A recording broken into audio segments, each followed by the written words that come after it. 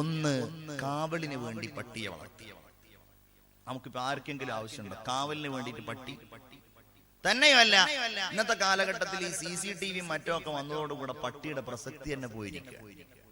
പിന്നെ പട്ടിയെ വളർത്തുന്ന മുസ്ലിങ്ങളല്ലാത്ത ആളുകൾ അതിനെ വളർത്തുന്നതിന് നമ്മൾ അവരെ ആക്ഷേപിക്കുന്നില്ല. തന്നെയുമല്ല, അതിനെ അവൾ വളർത്തുന്നത് വലിയ കൗതുകമായിട്ടും അവരുടെ കൂടെ അവരുടെ ഒരു സഹജീവിയെ പോലെയൊക്കെയാണ് കുറെ ആളുകൾ വളർത്താറുള്ളത്. നമ്മളെ സംബന്ധിച്ചിടത്തോളം അത് പാടില്ല. മറ്റൊന്ന് വേട്ടപ്പട്ടിയാണ്. അപ്പൊ ഞാൻ കരുതിയിരുന്നു ഈ വേട്ടപ്പട്ടി എന്ന് പറഞ്ഞ സാധനം ഇപ്പൊ ഇല്ലാന്ന്. പക്ഷെ ഈ അടുത്ത് എന്നോട് ഒരു വേട്ടയാടാൻ പോകുന്ന, ഇനിയിപ്പോ അത് ആരാന്ന് ചോദിച്ചിട്ടുണ്ടെങ്കിൽ കേസൊക്കെ ഉണ്ടാവും, അതുകൊണ്ട് ഞാൻ പറയല്ല, അതുമായി ബന്ധപ്പെട്ട് പ്രവർത്തിക്കുന്ന ഒരാൾ എന്നോട് പറഞ്ഞു അയാളുടെ അടുക്കൽ ഈ വേട്ടയാടാൻ ഉപയോഗിക്കുന്ന പട്ടിയുണ്ട്. ഒന്ന്. രണ്ട്, എനിക്ക് വേണ്ടപ്പെട്ട ഒരാൾക്ക് വലിയ ഫാമുണ്ട്. ഈ ഫാമിലേക്ക് കള്ളന്മാരാരെങ്കിലും വരുന്നുണ്ടോ നോക്കാന് CCTV ക്യാമറ വെച്ചാലും പട്ടിക്ക് എന്ത് CCTV ക്യാമറ? അതുകൊണ്ട് തന്നെ ആ ഫാമിലുള്ള മൃഗങ്ങളെ, ആടും പശു ഒക്കെയാണ്. അപ്പൊ അവക്ക് കാവലിന് വേണ്ടിയിട്ടും നല്ല പരിശീലനം സിദ്ധിച്ച പട്ടികൾ അവർ കാവൽക്കാരായി വെച്ചിട്ടുണ്ടെന്നാ പറഞ്ഞത്. അത് നിങ്ങൾ കണ്ടവരുണ്ടോന്ന് എനിക്കറിയില്ല. അതൊക്കെ ഇസ്ലാം അനുവദിച്ചതാണ്. വേട്ടയാടാൻ വേണ്ടിയിട്ട് പട്ടി ഉപയോഗിക്കുക, പക്ഷേ നമ്മൾ ആരും ചെയ്യാറില്ല. അതേപോലെ തന്നെ കാവലിന് വേണ്ടി അതും നമ്മൾ ചെയ്യാറില്ല. അതുപോലെ തന്നെ മൂന്നാമതായി ഞാൻ പറഞ്ഞ മൃഗങ്ങൾ, അവയെ സംരക്ഷിക്കാൻ വേണ്ടിയുള്ള അങ്ങനെയുള്ള കാവലിന് വേണ്ടിയുള്ളതല്ലാത്ത അലങ്കാരത്തിന് വേണ്ടിയോ വീട്ടിൽ പട്ടിയുണ്ട് സൂക്ഷിക്കുക എന്നത് ഒരു സ്റ്റാറ്റസിന്റെ ഭാഗമായിട്ടൊക്കെയോ ഉള്ള വീടുകളിൽ അല്ലാഹുവിന്റെ കരുണയുടെ മലക്കുകൾ കയറുകയില്ല എന്ന് ആദരവായ നബിയുനാ മുഹമ്മദ് മുസ്തഫ സല്ലല്ലാഹു അലൈഹി വസല്ലം. രണ്ടാമത്തെ ഏതാണെന്നറിയോ? സൂറത്തുള്ള വീടുകൾ, രൂപങ്ങളുള്ള വീടുകൾ. രൂപം എന്ന് പറഞ്ഞാൽ എന്താണ്? ചില വീടുകളിലൊക്കെ ചെന്നാൽ കാബയുടെ ഫോട്ടോ, മദീനയുടെ ഫോട്ടോ, അതിനൊന്നും ഇപ്പൊ നമ്മളൊരു തെറ്റായിട്ടോ കുറ്റായിട്ടോ ഒക്കെ ജായിസാണ്, ഹലാലായതായിട്ട് പറയാം. അതേ സമയത്ത് ഉദാഹരണമായിട്ട് ഞാനൊരു വീട്ടിലേക്ക് ചെന്നപ്പോ ആ വീടിന്റെ ഷോക്കേസിൽ നിറയെ രൂപങ്ങളുണ്ട്, പ്രതിമകളുണ്ട്. ഒരമ്മ ഒരു കുട്ടിയെ എടുത്തിരിക്കുന്ന ഒരു രൂപം, ഉദാഹരണം. അതുപോലെ തന്നെ ഈജിപ്തിൽ പോയ ആളുകളുണ്ട്. ഈജിപ്തിൽ പോയ ആരെങ്കിലും ഉണ്ടെങ്കിൽ ഒന്ന് കൈപ്പൊക്കിക്കേ. ഒരാളുമില്ല ഈജിപ്തിൽ പോയ ആളുകൾ, ഒരാളില്ല. ഏതായാലും അല്ലാഹു തആല അവിടെയൊക്കെ പോകാൻ നിങ്ങൾക്ക് തൗഫീഖ് ചെയ്യട്ടെ. ഈജിപ്തിലൊക്കെ പോയിട്ടുണ്ടെങ്കിൽ അവിടുന്ന് കിട്ടുന്ന ചില സാധനങ്ങൾ, ഒരുപാട് പ്രതിമകൾ കിട്ടും. കാരണം ഈജിപ്തിലെ കൈറോയിലെ മ്യൂസിയത്തിൽ ലക്ഷക്കണക്കിന് വരുന്ന 5000-4000 കൊല്ലങ്ങൾക്ക് മുമ്പുള്ള പ്രതിമകൾ അവിടെ ഉണ്ട്. വലിയ മമ്മി. അപ്പൊ ഈ മമ്മിയുടെ പ്രതിമകൾ കിട്ടും.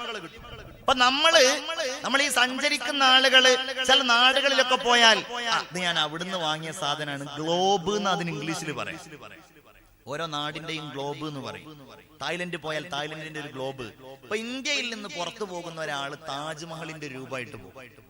കാസർഗോഡ് സന്ദർശിക്കാൻ വേണ്ടി വന്നിട്ടുണ്ടെങ്കിൽ നമ്മളുടെ ബേക്കൽ ഫോർട്ടിന്റെ രൂപമായിട്ട് പോകും. അത് ഞാൻ ഉദാഹരണം പറഞ്ഞാണ്, അങ്ങനത്തെ രൂപം കിട്ടുമെന്ന് എനിക്കറിയില്ല. ബേക്കൽ ഫോർട്ടിന്റെ ഒരു രൂപയിൽ ഒരു ചിത്രോ അതല്ലെങ്കിൽ അതിന്റെ ഒരു ഉണ്ടാക്കിയ രൂപമായിട്ട് പോകും.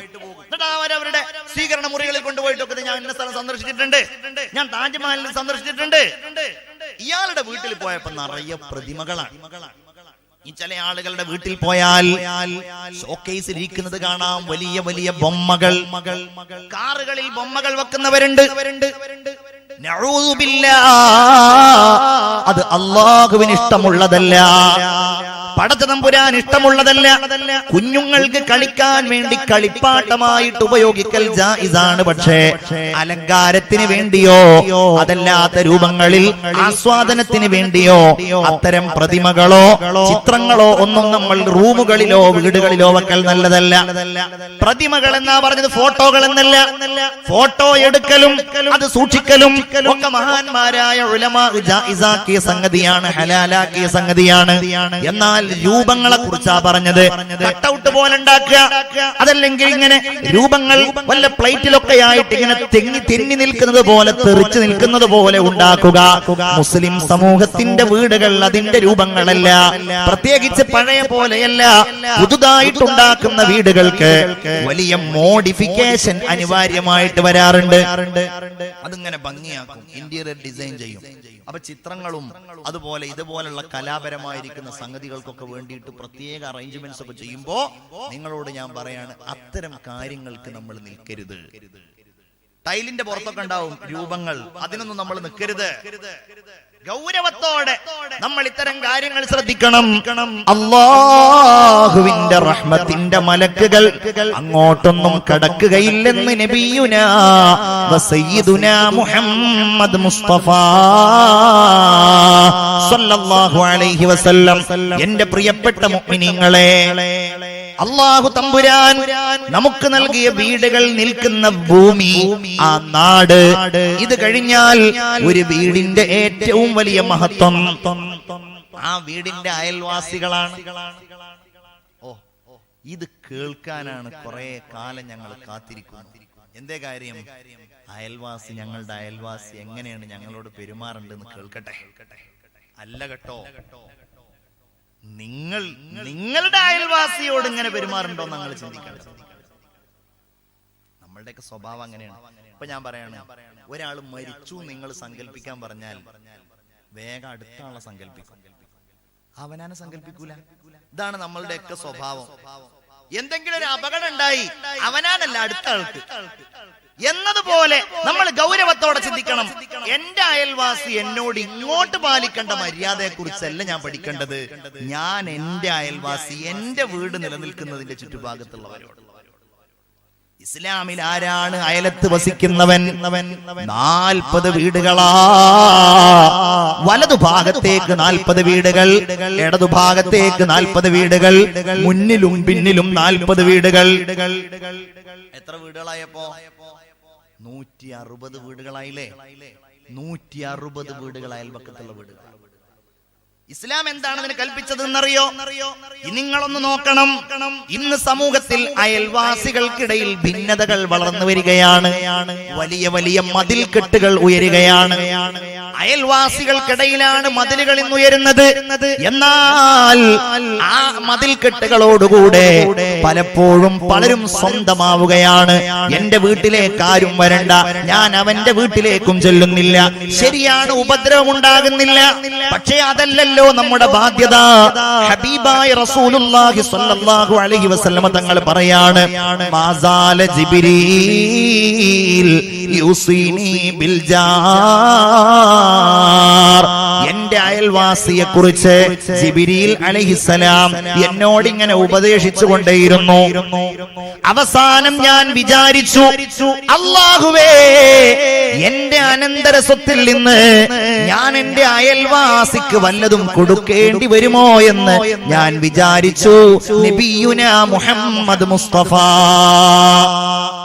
എല്ലാവരും സ്വലാത്ത് ചൊല്ലൂ, മുഹമ്മദ് മുസ്തഫ. അല്ലാഹുവിന്റെ റസൂൽ എന്താ പറഞ്ഞത്? അയൽവാസിയെ ബഹുമാനിക്കണം. മൻ കാന യുഅ്മിനു ബില്ലാഹി വൽ യൗമിൽ ആഖിർ. അല്ലാഹുവിനെ കൊണ്ടും അന്ത്യദിനം കൊണ്ടും വിശ്വസിക്കുന്നവരാണോ, ഫൽയുക്രിം ജാറഹു. അയൽവാസിയെ ബഹുമാനിക്കട്ടെ. നിന്റെ വീട്ടിലേക്ക് നീ വല്ല മിഠായിയോ നീ വല്ല പഴങ്ങളോ കൊണ്ടുവരികയാണ് എങ്കിൽ ഒരിക്കലും അതിന്റെ തൊലികൾ നീ നിന്റെ വീടിന്റെ പുറത്തിടാൻ പാടില്ല. കാരണം അയൽവാസിയുടെ കുഞ്ഞുങ്ങൾ വന്നാൽ അവർക്ക് അത് വിഷമമാകും. എന്റെ പ്രിയപ്പെട്ടവരെ, ഹബീബായ നബി എന്താ പറഞ്ഞത്? നീ നിന്റെ വീട്ടിൽ വല്ല ഭക്ഷണവും വല്ല കറിയും പാകം ചെയ്താൽ നീ അതിൽ കറിയിലുള്ള വെള്ളം കുറച്ച് വർദ്ധിപ്പിക്കണേ, കുറച്ച് വെള്ളം അതിൽ കൂട്ടണേ, എന്നിട്ട് നീ അയൽവാസിക്ക് കൊടുക്കണേ. ഇന്നത്തെ കാലഘട്ടത്തിൽ അതൊരു ആവശ്യമായിട്ടൊന്നും ഉണ്ടാവില്ല. അതേ സമയത്ത് ഞാൻ പറയാണ്, നമ്മൾ ആ ഹദീസിനോട് നീതി പുലർത്തണം. എങ്ങനെ? വീട്ടിൽ പായസം ഉണ്ടാക്കാന്ന് വിചാരിക്കും, അല്ലെങ്കിൽ വീട്ടിൽ സ്പെഷ്യൽ. അതാദ്യം നമ്മളൊന്ന് ടെസ്റ്റ് ചെയ്തിട്ട് കൊണ്ടുപോയി കൊടുത്താൽ മതി, അല്ലെങ്കിൽ അയൽവാസിക്ക് ശിക്ഷയാകും. അത് വേറെ കാര്യം. നമ്മൾ നല്ല ടേസ്റ്റ് ഉണ്ടെന്ന് വിചാരിച്ച് പായസം ടെസ്റ്റ് ചെയ്യാതെ കൊണ്ടുപോയി കൊടുത്താൽ അയ്യോ ഇങ്ങനെ ശിക്ഷിക്കണോന്ന് ചോദിക്കും അയൽവാസി. പക്ഷെ അതല്ല, നമ്മൾ എന്ത് നല്ലത് ഉണ്ടാക്കുകയാണെങ്കിലും ഒന്ന് അയൽവാസിക്ക്. ഒരു കാര്യമുണ്ട്, നമ്മൾ ഇന്ന് അയൽവാസിയോട് എന്തിനാ തല്ലുകൂടുന്നത്? ഇത് കണ്ടിട്ടല്ലേ നമ്മളുടെ മക്കൾ വളരുന്നത്? അപ്പുറത്തുണ്ട് എന്ന് പറയുന്ന സഹോദരിമാരോട് ഞാൻ ചോദിക്കുകയാണ്, നിങ്ങളുടെ മക്കൾ അസൂയ പഠിക്കുന്നത് എവിടെ നിന്നാണ്? നിങ്ങളുടെ മക്കൾ ദേഷ്യം പഠിക്കുന്നത് എവിടെ നിന്നാണ്? നിങ്ങളുടെ മക്കൾ പക പഠിക്കുന്നത് എവിടെ നിന്നാണ്? നിങ്ങൾ നിങ്ങളുടെ അയൽവാസിയോട് കാണിക്കുന്ന സമീപനങ്ങളിൽ നിന്നല്ലയോ? ആണോ? മോൻ കണ്ടു വളർന്നത് എന്താണ്? വാപ്പ അയൽവാസിയോട് തെറ്റാണ്, ഉമ്മയും അയൽവാസിയും. ഇതൊന്നും അൽഹംദുലില്ലാ ഇത്തരം പ്രവണതകളൊന്നും ഇല്ലാത്തൊരു നാട്ടിൽ വന്നിട്ടാണ് ഞാൻ ഈ സംസാരിക്കുന്നതെന്നാണ് എന്റെ പ്രതീക്ഷ. അള്ളാഹു തൗഫീഖ് ചെയ്യട്ടെ. എന്നാൽ എനിക്കറിയാവുന്ന എത്രയോ സംഗതികളുണ്ട് നമ്മളുമായി ബന്ധപ്പെട്ട്, എത്രയോ ആളുകളുടെ ഒരു മരത്തിന്റെ കൊമ്പ് ഇങ്ങനെ വളർന്ന് അയൽവാസിയുടെ വീട്ടിലേക്ക് വന്നതിന്റെ പേരിൽ പോലീസ് കേസ് ഉണ്ടായി. മനസ്സിലാകുന്നുണ്ടോ? ഒരു മരം വളർന്ന് വളർന്ന് വളർന്നത് കുറച്ചും കൂടെ വലുതായി അവസാനം അതിർത്തി ഭേദിച്ച് ഇങ്ങോട്ട് വന്നു. അതോടെ അവർ തമ്മിൽ ഭയങ്കര ആലോചിച്ച് നിങ്ങൾ, 1 ഇഞ്ച് ഭൂമിക്ക് വേണ്ടിയിട്ട് കലഹം. ഇയാള് മതിൽ കെട്ടാൻ ഒരുങ്ങിയതാണ്. അപ്പൊ ഇങ്ങനെ വരുമ്പോ അതിന്റെ പിന്നെ ഈ പഴയ കാലത്തുള്ള അതിർത്തികളൊന്നും ചിലപ്പോ അത്ര സൂക്ഷ്മാവൂല. അങ്ങനെ ബഹളം. എന്താ കാര്യം? 1 ഇഞ്ച്, ഒരംശം, ഒരൽപ്പം.